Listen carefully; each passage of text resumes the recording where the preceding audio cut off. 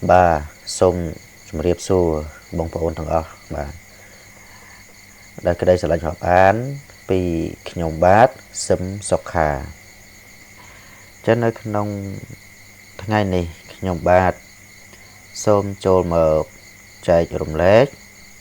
nơi cũng nít dụ bỏ khá rồi có chùm này đăng đã bẹp bọn chỉ mùi nắng Praputa Sasana chỉ bị xét cứ và vua bà Prasama Samputa mà đô bà cho đời sum núa xua thật tá hãy ở với ban chỉ bút trầm miệt đa rồi bà ấn trùng miềnประชนតែ7ថ្ងៃបន្ទាប់ពីការប្រសូតរបស់ព្រះសម្មាសម្ពុទ្ធមកបាទអញ្ចឹងបានន័យថាបន្ទាប់ពីការប្រសូតរបស់ព្រះដ៏មានព្រះភិក្ខព្រះសទ្ធត្ថប្រសូតបានតែ7ថ្ងៃអញ្ចឹងព្រះមេត្តានោះក៏បានសោយព្រះវិឡាល័យទៅព្រះមេត្តារបស់ព្រះសម្មាសម្ពុទ្ធប្រនាមថាសិរីមហាមាយាទេវីឯព្រះមេត្តាឯព្រះបិតារបស់ព្រះអង្គប្រនាមថាព្រះបាទសិរីសុទ្ធោទនៈមហារាជណាគ្រប់គ្រងនៅនគរកបលពស្បាទហើយមុននឹងឆ្លើយនៅសំណួរមួយនេះខ្ញុំបាទសូមនាំបងប្អូនទៅមើលបបហេតុខាងដើមបន្តិចមុនពេលដែលព្រះអង្គទ្រង់មកចាប់បដិសន្ធិនេះគឺព្រះអង្គទ្រង់នៅជាទេវបុត្រជាឋានតុសិតទេវបុត្រឯណោះហើយដោយបានទទួលការរតនីយាងអញ្ជើញពីសំណាក់ព្រះឥន្ទព្រះព្រហ្មនិងទេវតាទាំងឡាយឲ្យមកចុះចាប់បដិសន្ធិនៅក្នុងឋានមនុស្សលោកនេះដើម្បីត្រាស់ជាព្រះពុទ្ធព្រះអង្គទ្រង់មុននឹងចុះមកចាប់បដិសន្ធិនៅក្នុងមនុស្សលោកនេះគឺព្រះអង្គទ្រង់ប្រមាលមើលនៅហេតុទាំងឡាយ5ដែលហៅថាប្រមាលមើលនៅមហាវិលោកនៈទាំង5ក្នុងនោះក៏ប្រមាលមើលនៅមេត្តានេះផងដែរបាទថាតើមហាវិលោកនៈទាំង5ប្រការឬក៏ហេតុទាំង5ដែរព្រះដ៏មានពភៈព្រះអង្គទ្រង់ប្រមាលមើលមុននឹងចុះមកចាប់បដិសន្ធិនេះតើមានអ្វីខ្លះអញ្ចឹងសូមអញ្ជើញបងប្អូនទៅមើលទាំងអស់គ្នាបាទហេតុអ្វីបានជាមេត្តាព្រះពុទ្ធមានប្រជជនតែ7ថ្ងៃបាទអញ្ចឹងមហាវិលោកនៈទាំង5ទី1គឺព្រះអង្គទ្រង់ប្រមាលមើលនៅកាលព្រោះអាស្រ័យហេតុជាធម្មតាបើក្នុងកាលណាសត្វមានអាយុច្រើនជាង100,000ឆ្នាំឬក៏ថយតិចចុះមកពី100ឆ្នាំកាលនោះព្រះពុទ្ធមិនដែលចុះមកកើតទេតើតែអាយុមនុស្សយ៉ាងច្រើន100,000ឆ្នាំឬយ៉ាងតិចត្រឹម100ឆ្នាំទើបព្រះអង្គទ្រង់ប្រសូតបាទអញ្ចឹងតើត្រង់ចំណុចនេះបានន័យថាម៉េចណាទី1នៅពេលដែលមនុស្សមានអាយុលើសពី100,000ឆ្នាំឡើងទៅគឺបានន័យថាអ្នកទាំងអស់នោះគេសម្បូរទៅដោយបុណ្យហើយគេមានអំពើល្អគ្រប់គ្រាន់របស់គេហើយគេមានបុណ្យហើយគេមិនមែនជាមនុស្សដែលប្រព្រឹត្តអាក្រក់ដូចជានៅក្នុងបញ្ញវេរាទាំងឡាយ5អីជាដើមអញ្ចឹងมันចាំបាច់មានព្រះពុទ្ធឯណាចុះមកកើតដើម្បីណែនាំអីទៀតទេដោយសារតែមនុស្សដែលមានអាយុចាប់ពី100,000ឆ្នាំឡើងទៅគឺសុទ្ធតែជាអ្នកមានបុណ្យអស់ហើយចុះប្រសិនបើមនុស្សដែលនៅក្រោមអាយុក្រោម100ឆ្នាំចុះមកក្រោមហើយđâyបានជាព្រះពុទ្ធទ្រង់មិនយាងមកកើតដែរដោយសារតែមនុស្សក្រោម100ឆ្នាំមកក្រោមនេះគឺសុទ្ធតែជាអ្នកដែលទាញលែងឡើងហើយដែលយឹតយោងលែងបានហើយអញ្ចឹងបដ ாய் តាមនឹងទៅនិយាយយ៉ាងម៉េចក៏អត់ស្ដាប់ដែរបាទអំពើអាក្រក់នោះវាច្រើនហួសហេតុ ពេកបាទអញ្ចឹងយ៉ាងតិចត្រឹម100ឆ្នាំគត់អាហ្នឹងបានព្រះដ៏មានពភៈបានព្រះអង្គទ្រង់ចុះមកកើតក្នុងមនុស្សលោកហ្នឹងបាទនេះជាវិលោកណៈកាលទី1បាទទី1គឺប្រមើលមើលកាលហ្នឹងគឺអាយុរបស់សត្វហ្នឹងឯងបាទទី2ប្រមើលមើលប្រទេសគឺប្រទេស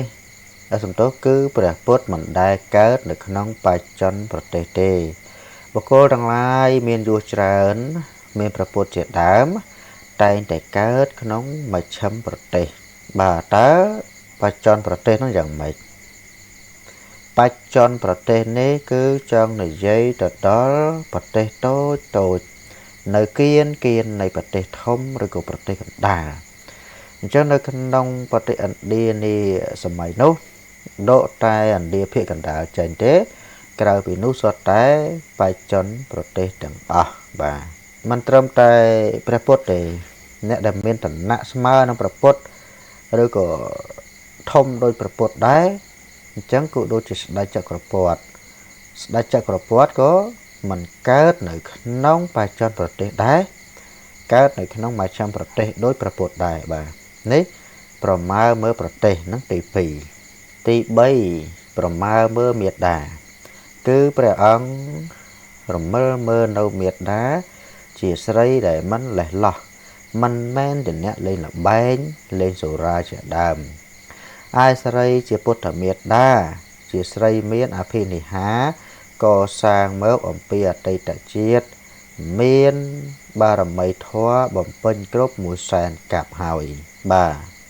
នេះជាចំណុចទី3ដែលព្រះអង្គទ្រង់ប្រមាណមើលនៅមេដាហ្នឹងអញ្ចឹងមុននឹងចុះមកកើតហ្នឹងក៏ព្រះអង្គមើលដែរមិនមែនចេះតែចុះមកទេបាទទោះបីជាព្រះបាទស្រីចធោតហ្នឹងលោកមានមហេសីជាពនាងសិរិមហាមយាទេវីហ្នឹងក៏ដោយប៉ុន្តែបើព្រះនាងមិនមែនជាអ្នកខំបំពេញខំកសាងបុណ្យបារមីច្រើនអស់100,000កាប់បានន័យថា100,000នៃអាយុផែនដីមកទេក៏ព្រះអង្គទ្រង់មិនមកកើតជាមួយមនុស្សស្រីនឹងដែរហើយមួយទៀតជាមនុស្សដែលមិនលេះលោះមនុស្សដែលមិនខ្សែបសូរាញៀននឹងលបែងអីជាដើមបាទហើយមកដល់ចំណុចនេះបាទអញ្ចឹងខ្ញុំបាទណាសូមបញ្ជាក់តិចថាតើហេតុអ្វីបានជាព្រះអង្គទ្រង់ប្រសូតមកហើយមេដាមានប្រជញ្ញได้7ថ្ងៃខ្លីមែនតើបាទនៅមើលបុត្រមើលមុខបុត្រនឹងខ្លីមែនតើបានតែ7ថ្ងៃទេក៏សោយប្រើเวลาឡើយទៅត្រង់នេះខ្ញុំបាទចង់ឲ្យបងប្អូនធ្វើការកំណត់កត់ចំណាំណាទុកឲ្យចាំនៅក្នុងអារម្មណ៍របស់ខ្លួនបាទឲ្យចាំនៅក្នុងអារម្មណ៍ណាដកនៅក្នុងចិត្តមែនតើថាពាក្យថាពុទ្ធមេត្តាមួយម៉ាត់គឺជាមនុស្សស្រីទាំងឡាយណាដែលបង្កើតបានតែព្រះពុទ្ធមួយអង្គតែប៉ុណ្ណោះបាទតោះណា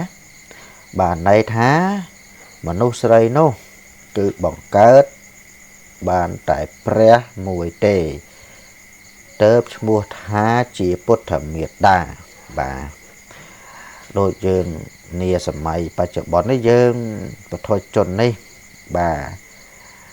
មានកូន3កូន4អញ្ចឹងมันប្រកាសថានេះទេអញ្ចឹងគេហៅថាម៉ែអាអូនម៉ែប៊ីអូននេះទៅម៉ែកទូចម៉ែអាប្រុសអីចឹងទៅបាទប៉ុន្តែនៅពេលដែលនិយាយអំពីព្រះពុទ្ធវិញគឺ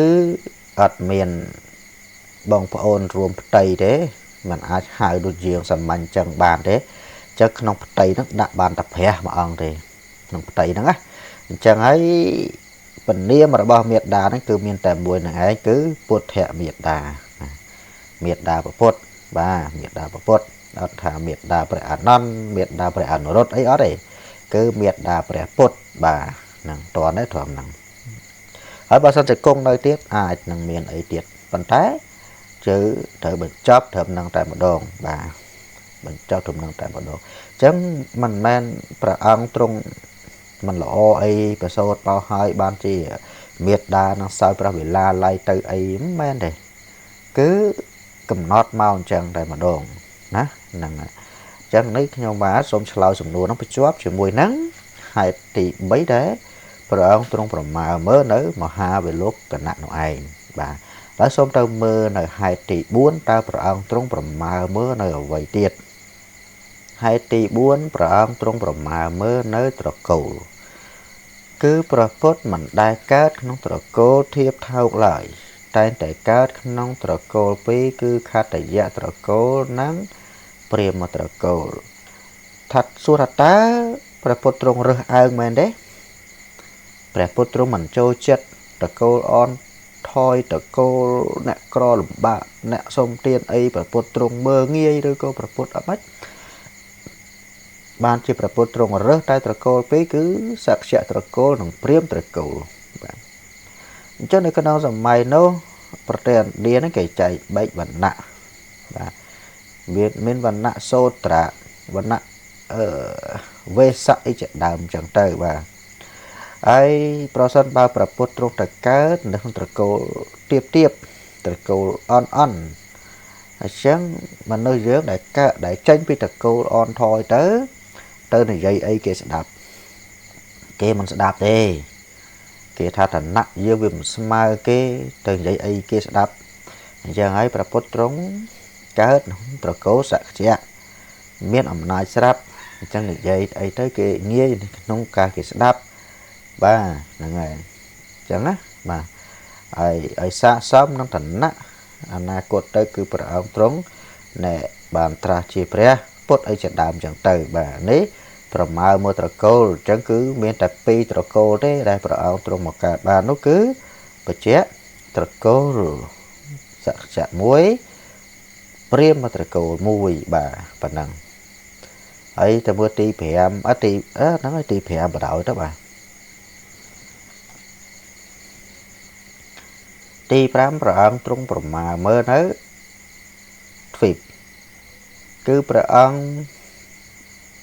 មិនដែលកើតក្នុងទ្វីបដទៃទេទ្រង់តែងតែកើតក្នុងចម្ពោះទ្វីបមួយតែប៉ុណ្ណោះបាទព្រោះទ្វីបទាំង3ជាទ្វីបសម្រាប់សត្វសោយផលរបស់សុចរិតធម៌ដូចចម្ពោះទ្វីបឡើយបាទទ្វីបទាំង3មិនបានថាទ្វីបទាំង3អញ្ចឹងបានន័យថាទ្វីបមាន4មិនយ៉ាងបាទវាមានឧត្តរកុរទ្វីបអមរកោយានិទ្វីបចម្ពោះទ្វីប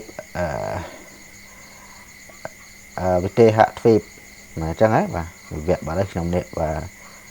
គ្គបាត់ហើយបាទបងប្អូនណាចាំច្បាស់ជួយខមមិននៅខាងក្រោមផងបាទទ្វីបទាំង4នោះណាបាទហ្នឹងហើយអញ្ចឹងសារបានឡើងមកវិញព្រះសម្មាសម្ពុទ្ធព្រះអង្គមុននឹងប្រសូតគឺព្រះអង្គទ្រង់ប្រមាលមើលនៅមហាវិលោកណៈទាំង5សិនបានព្រះអង្គមកចាប់បដិសន្ធិបាទនៅក្នុងផ្ទៃនៃព្រះមេដាព្រះនាមថាសរិមហាមយាទេវីហ្នឹងបាទហើយនិយាយមកដល់ចំណុចដែលព្រះអង្គប្រសូតមកហើយព្រះមេដាមានព្រះជន្មតែ7ថ្ងៃអញ្ចឹងខ្ញុំបាទបានពណ៌នាខ្លះជូនបងប្អូនហើយសង្ឃឹមថាបងប្អូនអាចទទួលយកបានបាទយើងចេះខ្លះទៅដឹងខ្លះទៅរឿងព្រះសម្មាសម្ពុទ្ធនោះបំណាច់ថាយើងបានមកកើតតនសាសនាព្រះអង្គហើយដើមតាមមាគ៌ារបស់ព្រះអង្គទៀតបាទកុំចេះតែធွာពេកគួរតែចេះខ្លះអំពីជីវិតរបស់ព្រះអង្គផងបាទហើយប្រហែលជាវគ្គក្រោយខ្ញុំបាទនឹងនិយាយថាលើកកន្លែងមួយណាបាទដែលព្រះអង្គទ្រង់ប្រសូតហើយព្រះអង្គមិនយាងបាន7ជំហានសួរថាហេតុអីបានជាព្រះអង្គទ្រង់យាងបាន7ជំហាន8ទៅបានហើយម៉េច7បានហើយម៉េច6បានហើយម៉េចបានព្រះអង្គទ្រង់យាងបានតែ7ជំហានហើយឈប់បាទអញ្ចឹងតើហេតុអីបាទអញ្ចឹងវគ្គក្រោយប្រហែលជាចេញនៅកន្លែងហ្នឹងបាទចឹងនៅក្នុងពេលនេះខ្ញុំបាទសូមជម្រាបលាសិនហើយបាទ